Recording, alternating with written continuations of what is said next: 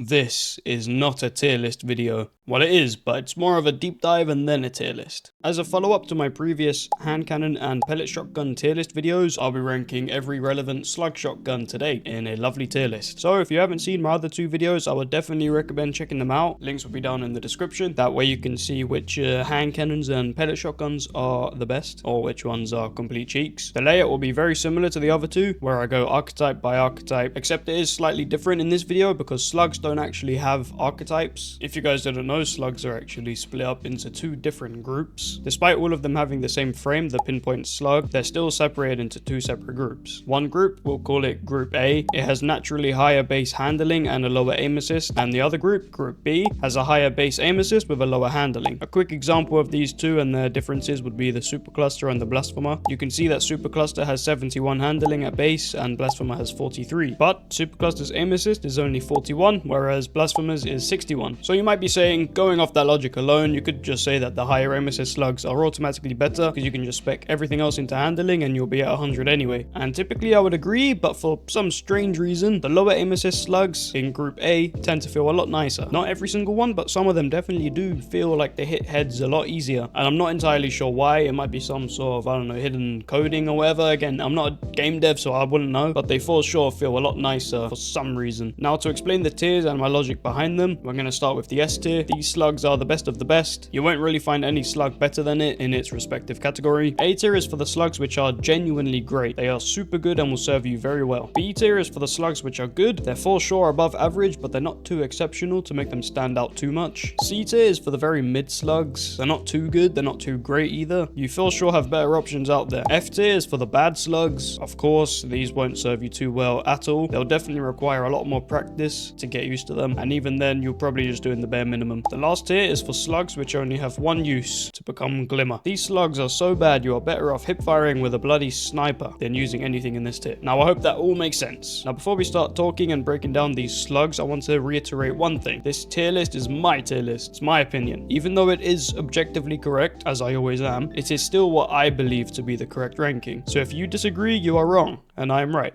I'm kidding, of course. So please let me know down in the comments if you disagree or agree with any of my rankings. I am genuinely curious to hear. Now, before we get into the actual tier list and the whole ranking process, I just want to take a quick minute to talk about what makes a slug shotgun actually good. What different aspects, what different perks, stats, all of it. We'll start talking about the perks first. The main perk, and arguably the best perk on slugs, will be Threat Detector. This perk will give you 25 handling with a 0.9 times handling multiplier when a single enemy is 15 meters or closer to. The benefits are boosted like crazy when there are 2 or more enemies in that same radius, but for consistency reasons, we're just going to assume that Threat Detector is only proccing once for the rest of the video. I did a quick range test with my brother in a private match, and we can see that a 100 stat slug shotgun will be hitting for around 11.5 meters on a tier 100 resilience guardian. So when Threat Detector procs, someone will be essentially within the slug shotgun range, so you will always have it up more or less. However, there is another use for this perk which not many people actually know about, or I guess they never realized that it's there. Let's say for example you are behind a wall or a corner, you're waiting for someone to push you, your radar turns red but you don't know how close they actually are. All you gotta do is wait for the threat detector to actually proc, and then you know they are 15 meters or closer. Once you see the threat detector proc and come up in the bottom left of your screen, you can slide out, headshot them, and then touch yourself. But unfortunately, this way of using threat detector has been nerfed, believe it or not. With the release of the final shape, they moved where your weapon perks are shown. It used to be on the left side of your screen, but now they've moved it to the bottom left. So I guess moving your eyes from the center of your screen to the bottom left, it's harder to do that. But to be honest, it's not too bad of a nerf, except you definitely feel it. It can be quite distracting looking down there and then up and then, you know. So now we do know threat detector is a great pick, of course. Which other perk are we going to pair with it? I'm sure you all know how good opening shot is. Even though it was nerfed to give 50% of the benefits to special ammos, it's still definitely the best pick. There aren't really any perks which contend with it. You could argue moving target would be a nice pick, and it for sure would if the slug already has really high range. Regular moving target gives you 10 aim assist with faster movement speed while ADS. The movement speed is actually really nice, so don't overlook it. Opening shot also gives 10 aim assist, but it's only for the first shot after 3.1 seconds of not shooting. That shouldn't be too much of an issue, especially in the current ammo situation that we're in. You don't get much special, so follow-up shots are quite rare. So now we do know threat detector and opening shot or moving target are all going to be very good picks for slugs. There are a few special combos which lean into hip firing, but we'll get into that further down when we actually come up to any slugs which have it. And as far as stats go, you mainly want to focus on range, handling, and aim assist. Stability is fine, it can help with a bit of anti-flinch, but I do think that the stats are far better focused into the other three. And another aspect which makes slugs very good or very bad, which a lot of people do overlook, is the actual feel of the weapon. You can have a weapon which has the best stats in the game, the best perks in the game, but the sights and the way it feels is just complete cheeks. That really does kill the weapon for me personally. If I don't like the way it feels, I'm just not going to do well with it. And there are a few which I do know a lot of people like, but I personally really don't. It might be an input device thing, or it might just be me being a noob, but slugs can be very subjective, so I would highly recommend you go out and try every single one. And that really applies to any weapon in the game. If it feels bad, you're not going to do well with it, despite it having god tier stats or whatever. So now that we know what makes up a good slug, we can start the rankings. We're going to start with Group B. That would be the high aim assist and the low handling slugs. The only reason I'm starting with B is because there aren't that many of them. I think there are only like 3. But the first one of this group and the first of this entire tier list is the Blasphemer. This one drops from the moon. You can get it from Altars of Sorrow, I believe they're called. It's that public event thing on the moon. Back in the day when this thing pretty much first released, it was pretty decent. It has very good perks with very mid stats. It can roll with threat detector or quick draw with opening shot or even moving target. The weapon model feels kind of weird. It's sort of like a bunch of other slugs on this list, but with extra high V moon shit. I used to have a 5 out of 5 on this weapon, and I mean like absolutely perfect roll, but I dismantled it quite a while back.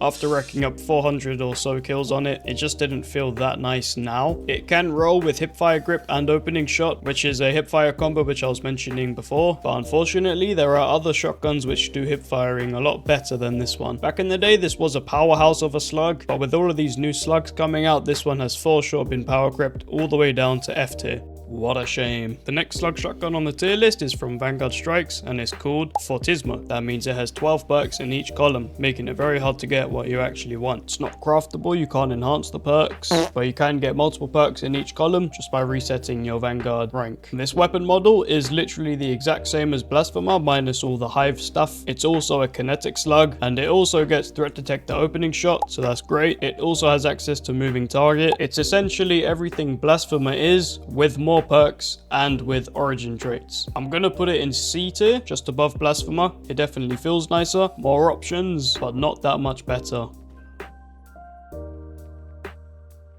Next up is the Bone Chiller from Europa. I'm just gonna get out the way straight up. This is easily the worst slug in the game ever. It's the worst slug we will ever get. Like seriously, this thing's best perk combo is probably surplus and opening shot. And even if you have 2 abilities charged, the stats are still horrible. You can maybe give an argument for firmly planted, which does indeed proc when you slide, but the sights on this are very hit or miss. You either love them or you hate them. I personally hate them. The gun looks very chunky and it sort of just gets in the way. Maybe it feels better on controller. I haven't used a controller in years, so I wouldn't really know what it feels like on there, but this one is for sure worse than a sniper at point blank range, on mouse and keyboard at least. Next up is the magnificent Heritage from the Deepstone Crypt raid. It's the first craftable slug on the list, so it gets enhanced perks. This one unfortunately cannot get opening shot, which honestly is not that bad. With enhanced moving target in the right and threat detector in the left, this thing feels like a dream, sitting at 98 range and 97 handling. It's almost perfect. It also gets access to the lovely hipfire setup. You can use hipfire grip with offhand strike. This combo feels absolutely nuts. You can get 1 kill and then any other follow-up kill for 8 seconds will map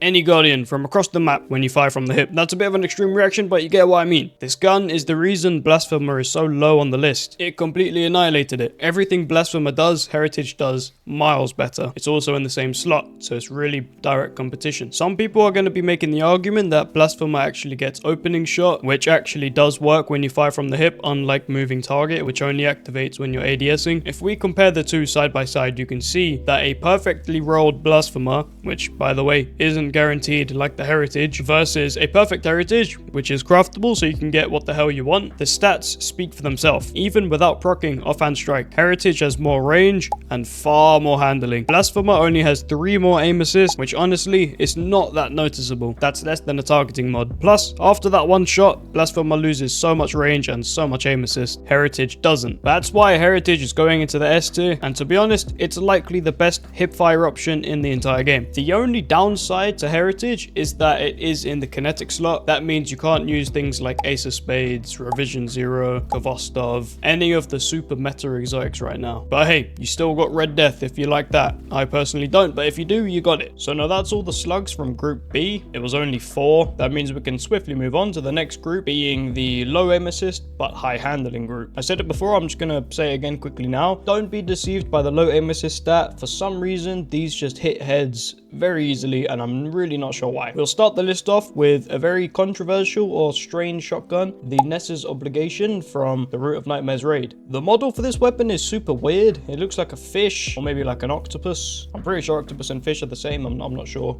I could be wrong.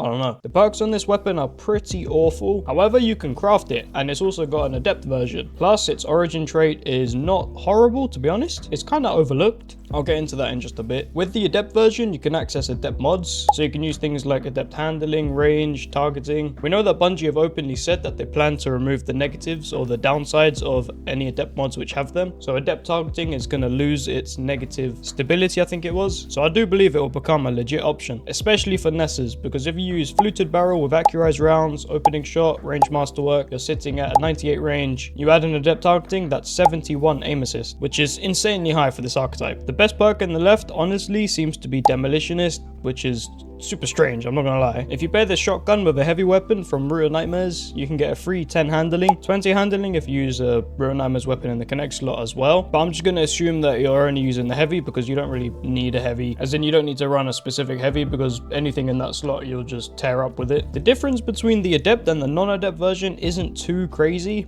It's only roughly 5 aim assist, so they are pretty equal in my opinion. The regular one gets bonus points because it is craftable, and the adept one gets bonus points because you can use adept mods. Putting all of that together, you have very good stats with a perk to give you your grenade energy back quicker. And it gets the best of both archetypes. High aim assist with the same feel as the other low aim assist ones. The main thing holding this slug back is probably the model. It just looks a bit weird and protruding. I'm gonna say B tier. It could creep into the A tier. You just gotta see how the sights feel for yourself. I don't think they're that bad, but I can understand that a lot of people won't actually like them too much. Next up is the Gnora's Axe from Iron Banner. Everybody loves this slug. I feel like everybody just meat rides it. And I'm not saying it's bad, I'm just saying it doesn't feel as good as everyone says, personally. On paper, this thing is insane. It gets threat detector or hipfire grip with opening shot. I just personally feel like the weapon feels extremely standard. You know, it doesn't really feel any different to any of the other weapons, especially the ones which share the same model, being things like Fortismo, the Inquisitor, First In Last Out, Blasphemer. Its range is pretty bloody good with really good handling. The hipfire aspect of it is fine, very similar to Blasphemer, but from my time using this weapon, I'd say it offers a very decent feel with very good stats and perks. I know many people are going to swear it's S tier, but I personally don't think it deserves S tier. I think A tier is a very good placement for it. Supercluster is a slug from Season of the Wish, so I'm not sure how to actually get it currently because this was the last expansion, but if you did get all the patterns back then, it's craftable. It has either slide shot or threat detector in the left, but no real good options in the right. The only perk I will mention is Enhanced Hatchling, believe it or not. With this perk, you just need to get one headshot kill and then it will spawn a threadling. That threadling can then spawn in and then track down any other enemies that are nearby, so that's really good for enemies which are like hiding around corners or anything like that, or even if you're in a high intensity situation and then you don't have enough ammo for the second kill, but then the threadling goes and attacks them, you can just melee clean them up. The enhanced version gives it +5 handling, which is obviously very nice. I will say Hatchling has secured me some kills which I definitely wouldn't have gotten myself, or at least without the perk. It's very much an overlooked perk in my opinion. Pair that with threat detector, full bore, accurized rounds, range masterwork, you'll be sitting at 100 range and 98 handling. The origin trait almost does nothing, so don't worry about that. The sights on this gun are actually really nice for me. I'm not sure what it is about it, it just feels really nice. That being said, it is competing with Heritage here, so it probably won't make it into the S tier, but for some weird reason this gun just feels incredible, even without opening shot. This one will find itself in the A tier. Very solid gun, do not overlook it. Then taking a massive step up, we have the Inquisitor from Trials. The adept version of this is no longer acquirable, but you can still get the regular one, and this slug is a stat monster, and it also feels incredible, and I've never actually used an opening shot roll yet. The best roll I have is actually kind of cheeks.